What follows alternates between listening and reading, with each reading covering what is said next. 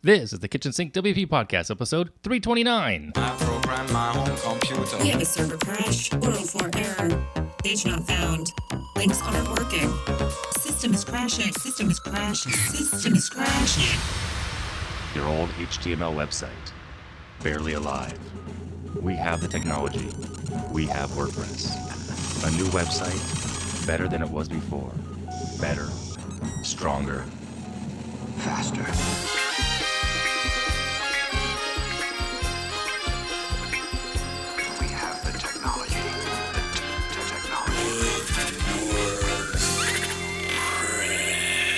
Why, hello everybody. This is Adam Silver, the host of the KitchensinkWP podcast. Thanks for being here. Let's get started. All right, I'm excited.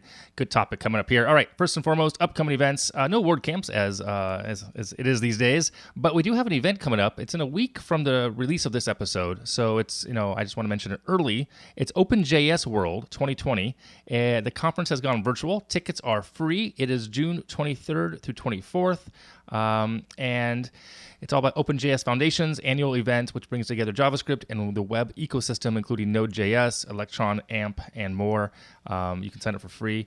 There are Anil Dash is going to be, he's a speaker. I know that name, looking at the names here real quick. Pretty robust. Keely Hammond, senior engineer in Vision.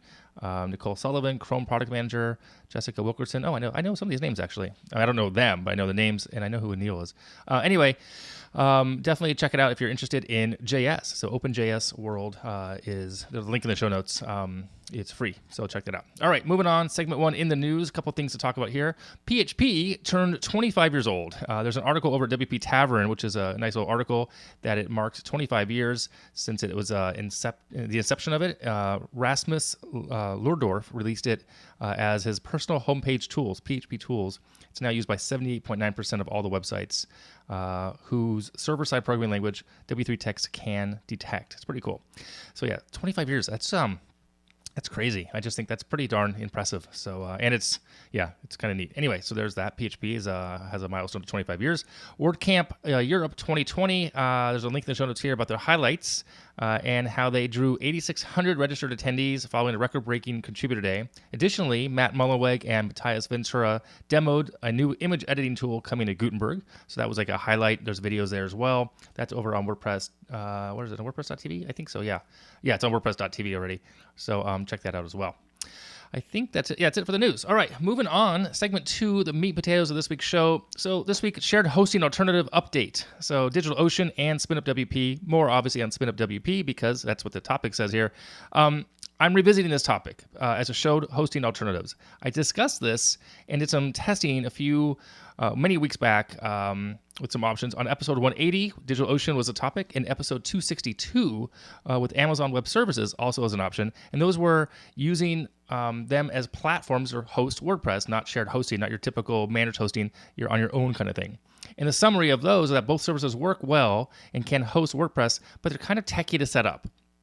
But what if you want something in between? You want that low cost, high speed, good performance, but more control, but you still want a prettier interface, maybe not cPanel. So that's what this is. And as time marches on, and change is the only constant, things have changed. It's been over a year since I did one of those episodes.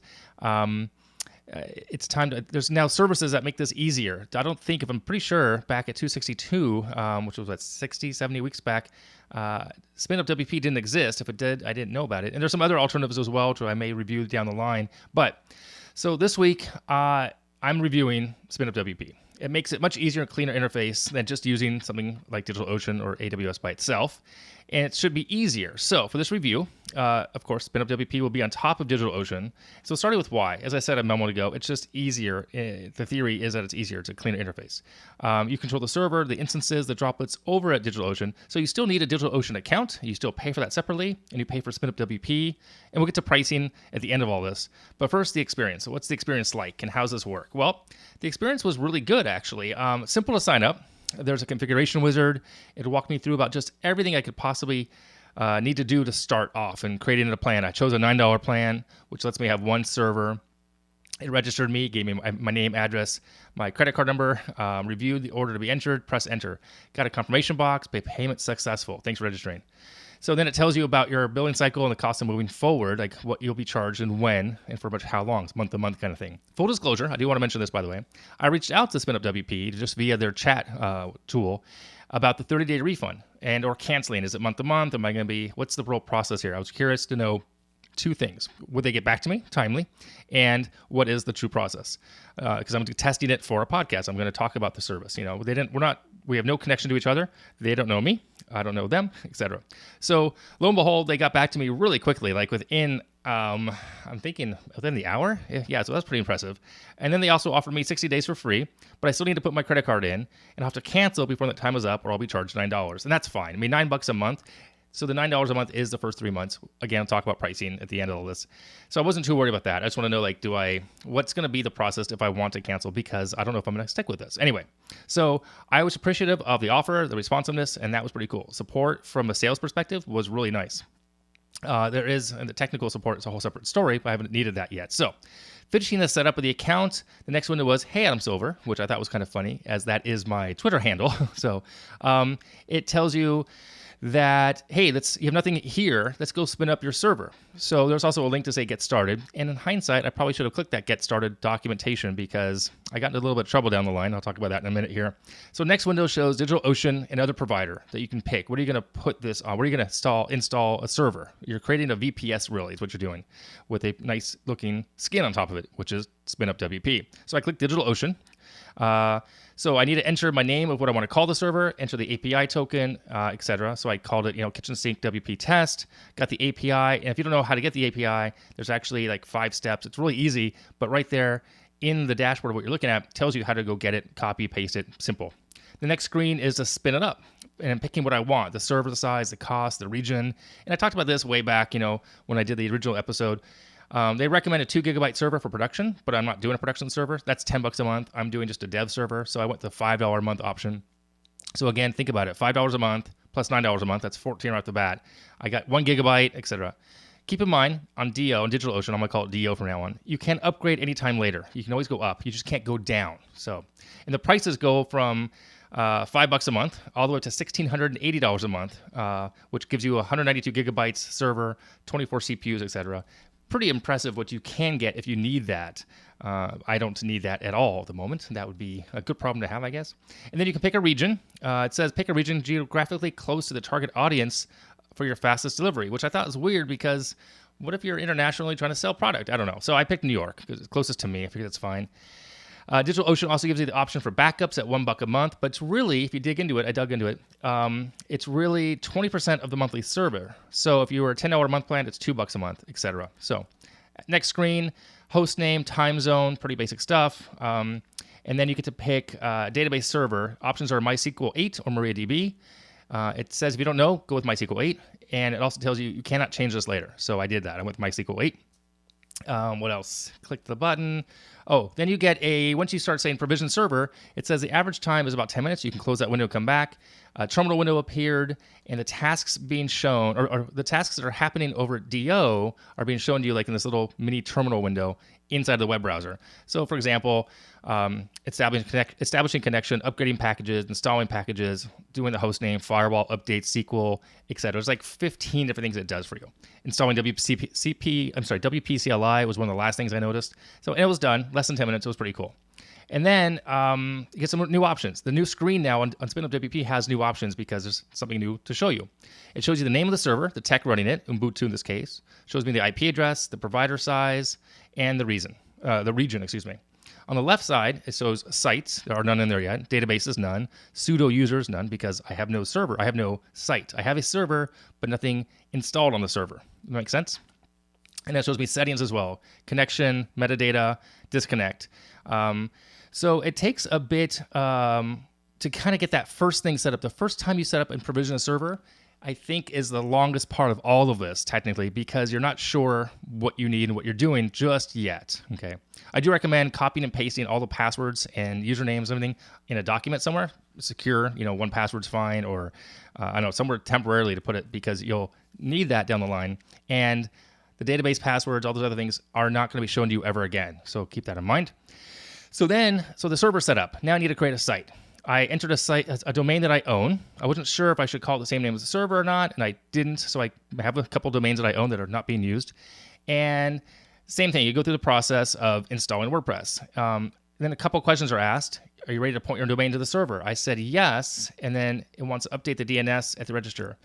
And this is where I had a bit of a hiccup, and I'll get to this in just a second because you can skip this altogether, and it takes you to the WordPress install. And so yeah, so if you skip the HTTPS, you just go right to installing WordPress.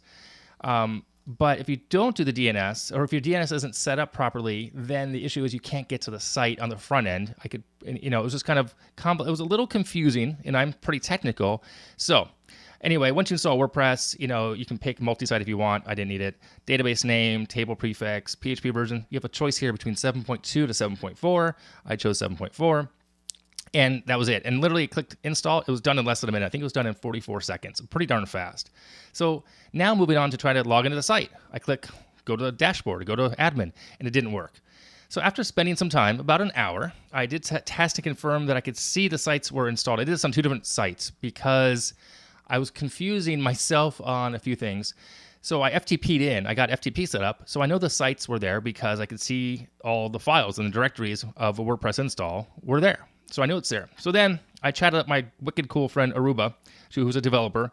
And the minute I asked her something and said the question about the comment of my DNS pointing to another host, I realized my mistake.